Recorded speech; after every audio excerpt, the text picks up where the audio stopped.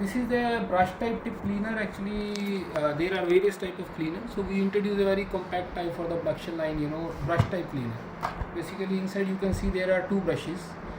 When you insert the iron over here, the brushes will start rotating and it will take the all oxides, from the tip, which is a very big problem, particularly in the lead-free, application.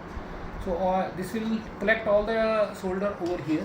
So you can easily open like this and you can clean it. The brushes are easy to remove and change. With this clip you can remove and just brushes change. There is a sensor. The moment it senses the iron, it will start working. Now I will show you some workings in this. Now this is the iron actually, which is you can see very dirty. So we just insert.